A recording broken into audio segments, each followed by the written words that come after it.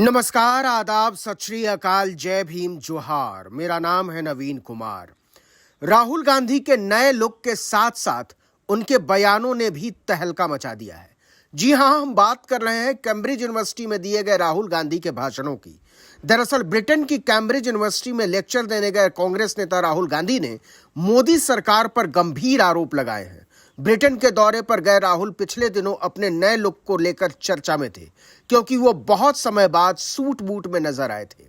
लेकिन अब राहुल अपने भाषण के चलते चर्चा में बने हुए हैं, जिसमें उन्होंने एक बार फिर से मोदी सरकार की धज्जियां उड़ाते हुए देश के हालात पर चिंता जाहिर की। अपने भाषण में उन्होंने मोदी सरकार की नीतियों की जमकर आलोचना की और खुलकर अपनी राय दी। राहुल गांधी ने कहा कि शायद महिलाओं को गैस सिलेंडर देना और लोगों के बैंक अकाउंट खुलवाना अच्छा कदम है। ऐसे कदम को गलत नहीं कहा जा सकता है, लेकिन मेरे विचार में मोदी भारत की बनावट को बर्बाद कर रहे हैं। वो भारत पर एक ऐसा विचार थोप रहे हैं जिसे देश स्वीकार नहीं कर सकता। अपने भाषण में राहुल गांधी ने बीजेपी पर धर्म की राजनीति करने और देश में नफरत फैलाने का आरोप लगाते हुए कहा कि भारत राज्यों का संघ है।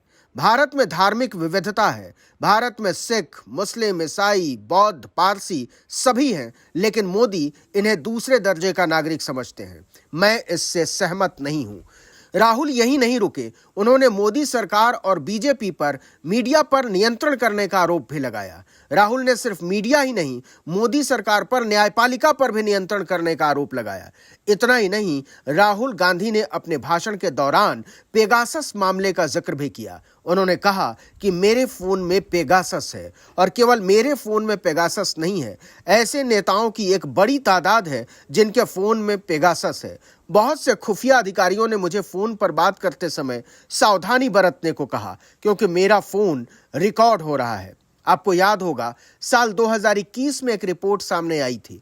इसमें कहा गया था कि इजराइल के पेगासस स्पाईवेयर की मदद से भारत में कई नेताओं, पत्रकारों और सार्वजनिक जीवन से जुड़े लोगों का फोन हैक किया गया है।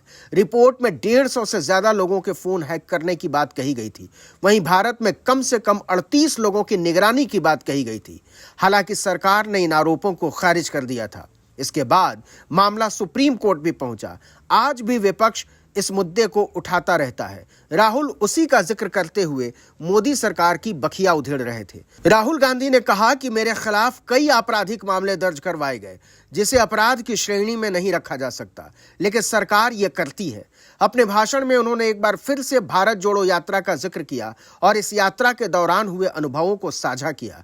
आपको याद हो तो 7 सितंबर 2022 को कन्याकुमारी से शुरू हुई भारत जोड़ो यात्रा जम्मू कश्मीर के श्रीनगर में खत्म हुई थी।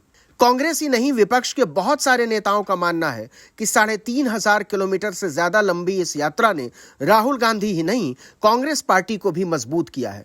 बता दें कि यह पहला मौका नहीं है जब विदेश की धरती से राहुल गांधी ने मोदी सरकार की आलोचना की हो। इससे पहले साल 2022 में भी राहुल गांधी कैम्ब्रिज यूनिवर्सिटी गए थे। उस दौरान भी उन्होंने मोदी सरकार की नीतियों की जमकर आलोचना की थी।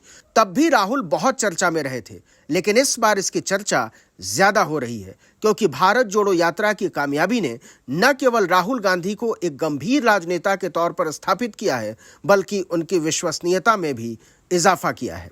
इस वीडियो में इतना ही, लेकिन अगर आपने आर्टिकल 19 इंडिया को अब तक सब्सक्राइब नहीं किया है तो फौरन कर दीजिए।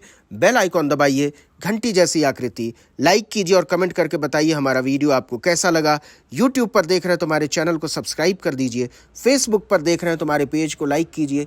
इंस्टाग्राम पर हमें फॉलो कीजिए और हमारा ट्विटर हैंडल है article19_India और मेरा ट्विटर हैंडल है नवीन जर्नलिस्ट। आप मुझे भी फॉलो कर सकते हैं। नमस्कार।